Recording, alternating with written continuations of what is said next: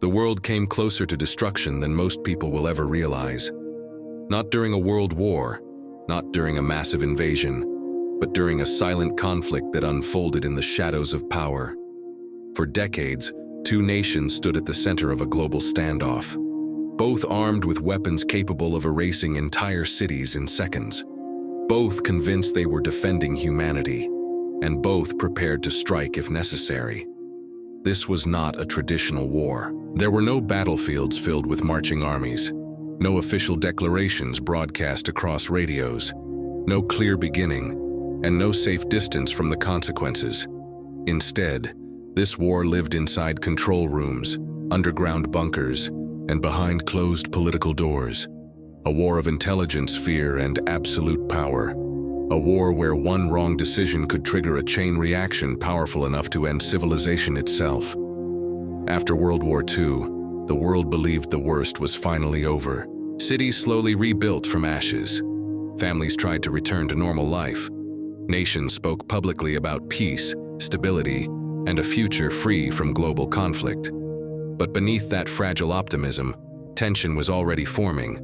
Alliances were shifting, trust was dissolving, and two superpowers began to watch each other with growing suspicion.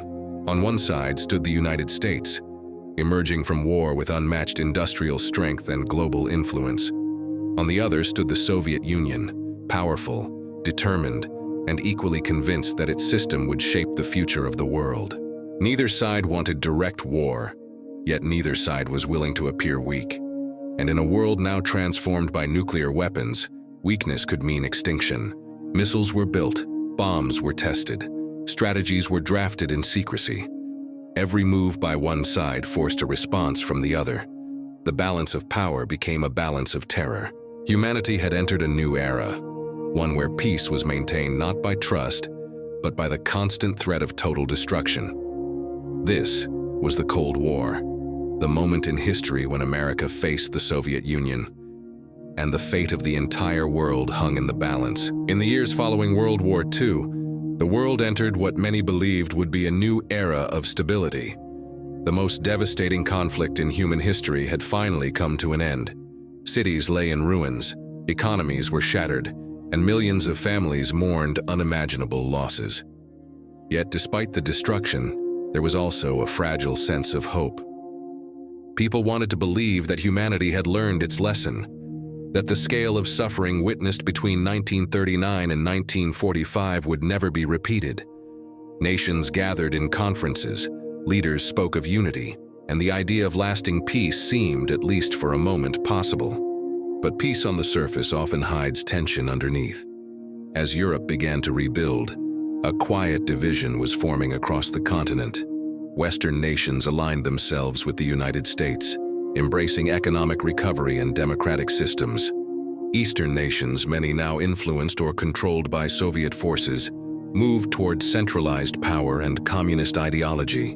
What had once been allies against a common enemy were quickly becoming rivals. The United States and the Soviet Union emerged from World War II as the two most powerful nations on Earth. Both possessed enormous military strength, both had global influence, and both believed their vision of the future was the correct path for humanity. This ideological divide would soon shape every major decision on the global stage. Publicly, diplomacy continued. Leaders met, shook hands, and delivered speeches about cooperation. But behind closed doors, strategies were being drawn, military capabilities were being evaluated, and trust between the two superpowers was rapidly disappearing. Each side began to view the other, not just as a competitor, but as a potential existential threat. In Washington, officials feared the expansion of Soviet influence across Europe and beyond. They worried that entire regions could fall under a system that opposed everything the United States claimed to represent. In Moscow, Soviet leadership saw American economic and military strength as a direct challenge to their security and ideology. They believed that if they appeared weak, they would eventually be surrounded and undermined. Fear began to replace cooperation. This fear did not remain confined to government offices or military headquarters. It slowly spread into the daily lives of ordinary people. Newspapers published stories about growing tensions.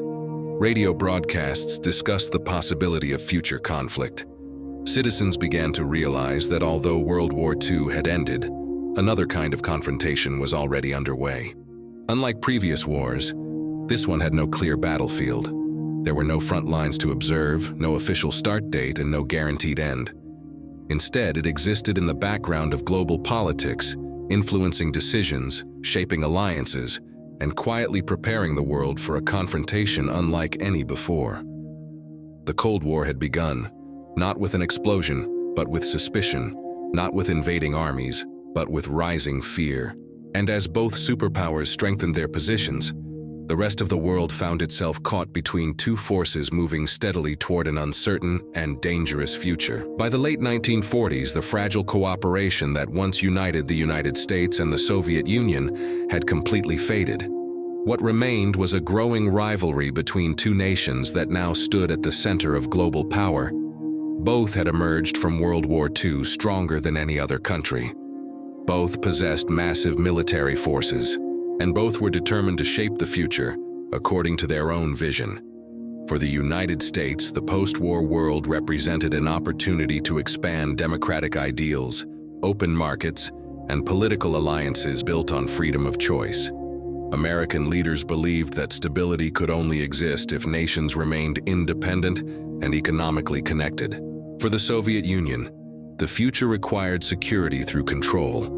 After suffering immense losses during the war, Soviet leadership was determined never to be vulnerable again. They sought to build a sphere of influence strong enough to prevent any future invasion or external threat.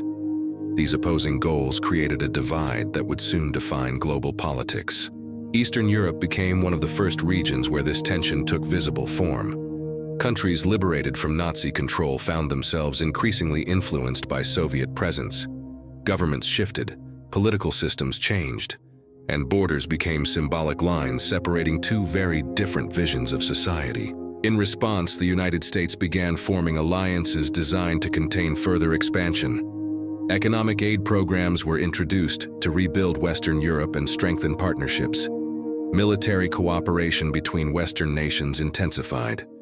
Each action by one side was interpreted by the other as a direct challenge. This cycle of suspicion quickly turned into a strategic competition. Both superpowers invested heavily in military development. Research facilities expanded, new technologies were pursued, and intelligence agencies grew in size and importance. But perhaps the most dangerous development of all was the rapid advancement of nuclear weapons.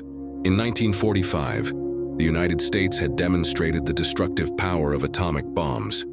For a brief period, it held a monopoly over this new and terrifying technology.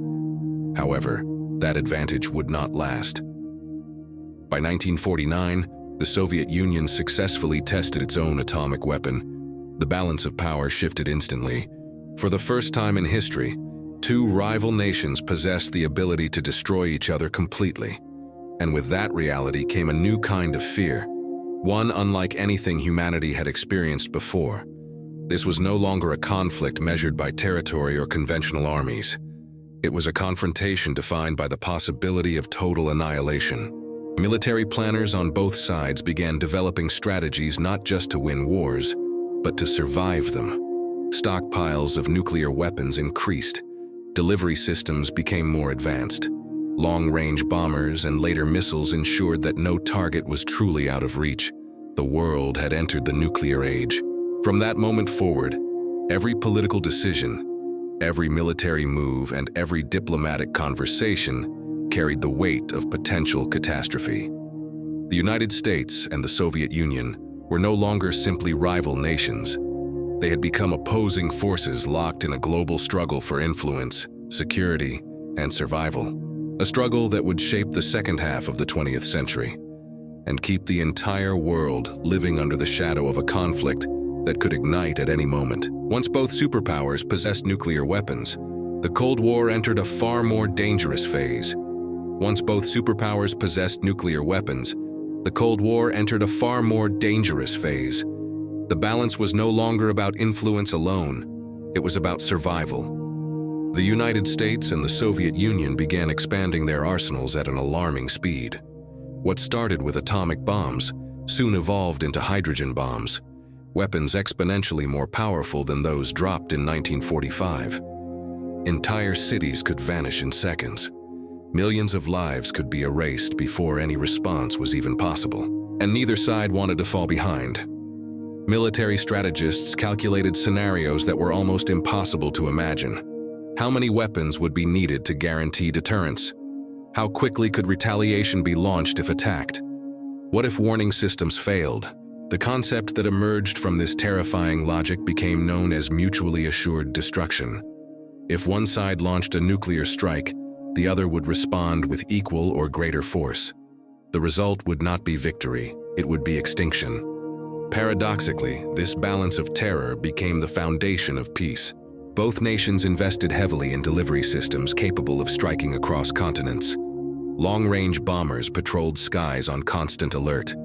Intercontinental ballistic missiles were placed in underground silos. Submarines carrying nuclear warheads silently moved beneath oceans, nearly impossible to detect. The arms race expanded beyond Earth. When the Soviet Union launched Sputnik in 1957, it signaled that space itself had become a new battlefield. If a satellite could orbit the planet, a missile could reach any target on it. The space race was not only about exploration, it was about strategic dominance. Every technological advancement carried military implications. Inside both nations, secrecy intensified. Defense budgets grew dramatically. Scientific research accelerated, and intelligence agencies worked relentlessly to monitor the capabilities of the opposing side. But this competition did not remain confined to military installations or government buildings. Ordinary citizens began to feel the weight of nuclear reality. In the United States, schools practiced duck and cover drills, teaching children how to react to a nuclear explosion. Families built fallout shelters in their backyards.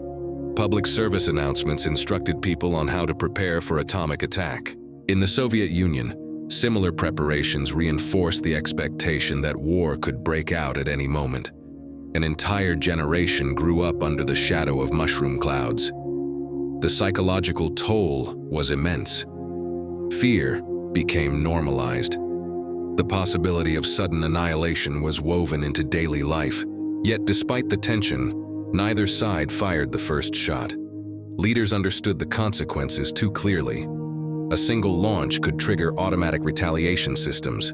Minutes would separate decision from destruction. The Cold War was no longer just a political rivalry. It had transformed into a high-stakes game where caution, miscalculation, or miscommunication could determine the fate of humanity. The world was now living in a state of permanent alert, balanced not by trust, but by the terrifying certainty that if war truly began, there would be no winners. As the Cold War intensified, it became clear that this conflict would not be fought through direct invasion or open battle between the United States and the Soviet Union. The risk was too great. Any direct military confrontation between the two superpowers could escalate into nuclear war within minutes. So instead, the conflict moved into the shadows. A new kind of battlefield emerged, one defined by secrecy, intelligence, and psychological warfare. Spies became some of the most valuable assets in the world. Information was now as powerful as weapons, and sometimes even more dangerous. Both nations rapidly expanded their intelligence operations. In the United States, the Central Intelligence Agency grew into a powerful force responsible for gathering information, influencing foreign governments, and preventing the spread of Soviet influence. In the Soviet Union, the KGB developed an extensive network of agents dedicated to protecting state secrets and infiltrating rival nations. These organizations operated silently, rarely seen but constantly active. Agents were trained to live double lives. Some infiltrated embassies, military facilities, and research centers. Others posed as ordinary citizens, building relationships and gaining trust over years before extracting critical information. Every document stolen, every conversation recorded, and every secret uncovered had the potential to shift the balance of power. But espionage was only one part of the hidden conflict. Both superpowers also engaged in proxy wars. Indirect conflicts fought in other regions of the world. Instead of confronting each other directly, they supported opposing sides in regional disputes, providing weapons, funding, and strategic guidance. From Asia to Latin America, from the Middle East to Africa, local conflicts became extensions of the global rivalry. Governments rose and fell with the support of one superpower or the other. Revolutions were influenced, political systems were reshaped. The Cold War spread across continents without ever officially being declared. Propaganda became another powerful weapon. Films, radio broadcasts, and newspapers were used to promote national strength and discredit the opposing side. Each superpower sought to convince the world, and its own citizens, that its system offered the only true path to stability and progress. Fear and suspicion grew on both sides. In the United States, concerns about communist infiltration led to intense investigations and public anxiety. Careers were destroyed by accusations. Trust within communities weakened. In the Soviet Union, strict internal surveillance ensured loyalty to the state. Dissent was closely monitored. Control over information remained tight. The psychological pressure was constant. Unlike traditional wars, there were no clear victories to celebrate, no definitive battles that signaled progress. Instead, the Cold War became a continuous test of endurance, a struggle fought through influence, strategy, and perception. Every decision carried global consequences. Every operation risked escalation. And while the world watched from a distance, often unaware of the full extent of these covert activities, the United States and the Soviet Union remained locked in a silent confrontation. A confrontation where the most critical battles were not fought on open fields, but in the hidden spaces where secrets, loyalty, and power determined the course of history. The world had come within reach of total nuclear destruction, and survived only through careful decisions and fragile negotiation. But survival did not mean safety. The Cold War did not end in 1962. In many ways, it became even more calculated, more strategic, and more psychologically intense.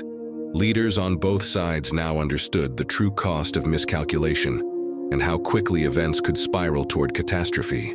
From that point forward, every move would be measured with extreme caution. Direct communication between Washington and Moscow became a necessity. A special hotline was established, allowing leaders of both nations to communicate instantly during moments of crisis. The goal was simple: prevent misunderstandings that could trigger nuclear war and ensure that tension never escalated beyond control. Yet despite these precautions, the arms race continued. Both superpowers kept expanding their nuclear arsenals. New missile systems were developed. Submarines became more advanced and harder to detect. Bombers capable of carrying devastating payloads remained on constant alert. The logic remained unchanged. Peace would be maintained through strength, and deterrence would prevent destruction. But this balance came at a psychological cost. Across the United States and the Soviet Union, entire populations lived with the awareness that global war could begin within minutes. Children practiced emergency drills. Families discussed survival plans. Governments released information about fallout shelters and protective measures. Even in times of apparent calm, the possibility of nuclear conflict remained ever present. The Cold War also extended beyond military preparation. Technology became another arena of competition. Both nations sought to demonstrate superiority not only in weapons, but in scientific achievement and global influence. The space race intensified, and reaching the moon represented more than exploration. It symbolized technological dominance, national prestige, and ideological strength on a global stage. Cultural influence became equally important. Films, music, media, and political messaging were used to shape global perception. Each superpower wanted the world to believe that its system offered the strongest path forward. Meanwhile, proxy conflicts continued across various regions, where local wars and political struggles reflected the broader rivalry between two powerful and opposing global forces. Despite these ongoing tensions, a direct large-scale war between the United States and the Soviet Union never occurred. The risk was simply too great. Instead, The Cold War evolved into a prolonged test of endurance. It became a competition of economies, technologies, alliances, and ideologies. Each side waited for signs of weakness while seeking advantage without triggering open conflict. Decades passed under this constant pressure. For many people living through that era, the Cold War was not defined by a single battle or moment. It was defined by a persistent sense of uncertainty, a feeling that history itself was balanced on a fragile edge, where peace and destruction existed side by side, and the shadow of nuclear conflict never fully disappeared. After the Cuban Missile Crisis, one fact became impossible to ignore. The world had come within reach of total nuclear destruction and survived only through careful decisions and fragile negotiation. But survival did not mean safety. The Cold War did not end in 1962, and in many ways it became even more calculated, strategic, and psychologically intense than before. Leaders on both sides now understood the true cost of miscalculation. They had witnessed how quickly events could spiral toward catastrophe. From that point forward, every move would be measured with extreme caution. Direct communication between Washington and Moscow became a necessity, leading to the creation of a hotline to prevent misunderstandings that could trigger nuclear war. Yet despite these precautions, the arms race continued. Both superpowers kept expanding their nuclear arsenals. New missile systems were developed, submarines became harder to detect, and bombers capable of carrying devastating payloads remained on constant alert. The logic remained unchanged. Peace would be maintained through strength, and deterrence would prevent destruction. But this balance came at a psychological cost. Across the United States and the Soviet Union, entire populations lived with the awareness that global war could begin within minutes. Children practiced emergency drills in schools. Families discussed survival plans. Governments released information about fallout shelters and procedures to follow in case of attack. Even in times of apparent calm, the possibility of nuclear conflict remained ever present. The Cold War also extended beyond military preparation. Technology became another arena of competition, with both nations seeking superiority not only in weapons, but in scientific achievement and global influence. Every technological advancement carried political and strategic meaning. The space race intensified as both sides sought dominance beyond Earth. When humans finally reached the moon, it represented more than exploration. It symbolized technological superiority and national prestige. Cultural influence became equally important, with films, music, and media used to shape global perception and promote each superpower's vision of the future. Meanwhile, proxy conflicts continued across various regions. Local wars and political struggles often reflected the broader global rivalry. Support from one superpower or the other could determine the outcome of conflicts far from Washington or Moscow. The Cold War spread across continents without ever becoming a direct confrontation between the two main rivals. Despite ongoing tensions, a direct large-scale war between the United States and the Soviet Union never occurred. The risk was simply too great. Instead, the Cold War evolved into a prolonged test of endurance, a competition of economies, technologies, alliances, and ideologies. Each side waited for signs of weakness while avoiding open conflict. Decades passed under constant pressure. For many people living through that era, the Cold War was not defined by a single battle or moment. It was defined by uncertainty, a feeling that history itself stood on a fragile edge. Humanity had entered a period where peace and destruction coexisted, and although the world moved forward, the shadow of nuclear conflict never fully disappeared. By the 1980s, the Cold War had entered a new phase. The tension was still present, and nuclear arsenals remained active, but something had begun to shift beneath the surface. The Soviet Union, once expanding and assertive, now faced growing internal pressure. Its economy struggled to keep pace with military spending, and maintaining global influence required enormous resources. Inside the Soviet bloc, dissatisfaction quietly grew. Economic shortages became more visible, and although political control remained strict, cracks were forming. Reform was no longer optional. It was necessary for survival. New leadership introduced policies aimed at restructuring and increasing transparency, signaling that change was coming after decades of rigidity and confrontation. At the same time, the United States intensified economic and technological competition. Military modernization continued, but the real battlefield was shifting toward long-term sustainability. It was no longer only about weapons, but about which system could endure. Western alliances remained strong, global communication improved, and economic pressure on the Soviet system continued to mount. Then, almost unexpectedly, events began to accelerate. In Eastern Europe, movements for political reform gained momentum. Governments long aligned with Soviet influence faced growing public demand for change. Demonstrations increased in size and frequency, and state control gradually weakened. The stability that had defined the region for decades began to dissolve. The symbolic turning point came in 1989. The Berlin Wall, once the most visible symbol of division between East and West, began to fall. Images of people crossing freely between previously separated regions spread across the world.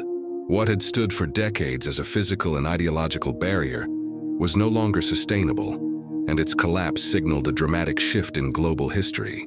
Within 2 years, the Soviet Union itself dissolved. The superpower that had stood opposite the United States for nearly half a century ceased to exist in its original form. The geopolitical structure that had defined international relations since the late 1940s was suddenly over. Remarkably, it ended without nuclear exchange, without a final battle, and without apocalyptic confrontation. The Cold War ended not with explosions, but with transformation. For the United States, its conclusion marked the beginning of a new era of global influence. For the world, it brought relief, as the immediate threat of superpower nuclear conflict diminished. Yet the legacy of the Cold War did not disappear, and its consequences continued shaping global politics and security. Nuclear weapons still existed. Alliances formed during the conflict remained in place. Regions affected by proxy wars carried lasting scars. Most importantly, the Cold War left behind a profound lesson. For decades, humanity lived under the constant possibility of self-destruction, and civilization survived not because war was impossible, but because restraint prevailed over impulse. The confrontation between America and the Soviet Union reshaped international relations. Technological progress, military doctrine, and political thought. It proved that power alone does not determine survival. Control does, patience does, and communication does. The Cold War was a war without a traditional battlefield, fought through fear, strategy, and endurance. For nearly half a century, the fate of the world depended on decisions made in silence. Decisions that ultimately prevented history from ending in fire. The Cold War officially ended, but its shadow never truly disappeared. For nearly half a century, humanity lived under the constant possibility of annihilation. Generations were born into a world where nuclear war was not just a distant fear, but a realistic scenario discussed in homes, schools, and government war rooms. Even without direct confrontation between the United States and the Soviet Union, the impact of their rivalry reshaped the planet. Political borders changed, new nations emerged, technological advancements accelerated at unprecedented speed. Many innovations that define modern life were driven by intense competition and the desire to outpace a powerful rival. From satellite communication to advanced computing, scientific and military progress evolved rapidly. Yet progress came with a cost. Entire regions became battlegrounds for influence. Conflicts supported indirectly by global powers left lasting scars across continents. Families were divided by ideology, and societies were shaped by fear and suspicion that lingered for decades. The Cold War proved that conflict does not always require open warfare to transform the world. Sometimes, the mere possibility of war is enough. For decades, global peace was maintained through a fragile equilibrium. Each side understood that initiating nuclear conflict would guarantee its own destruction, creating a stability based on mutual vulnerability rather than trust. This balance was maintained by caution, intelligence, and the constant awareness that any mistake could be irreversible. Today, the Cold War exists in history books, documentaries, and memories, but its lessons remain deeply relevant. Nuclear weapons still exist, and global rivalries continue shaping international decisions and technological competition across the world. The world is different, yet the underlying dynamics remain familiar. The Cold War demonstrated that the greatest threats to humanity are not always visible on the surface. They often develop slowly through rivalry, ambition, and fear. It also revealed that restraint can be more powerful than aggression, and that communication can prevent catastrophe. For decades, the United States and the Soviet Union stood as opposing forces capable of ending civilization. Yet the war many feared never fully arrived. Humanity moved forward, not untouched but still standing. The Cold War remains one of the most dangerous chapters ever written, a period when the world lived on the edge of destruction and survived. Sometimes the wars that shape history the most are not fought with explosions and armies, but in silence. This was not just a conflict between nations. It was a test of control, patience, and survival. This was the Cold War, a chapter of history the world must never forget.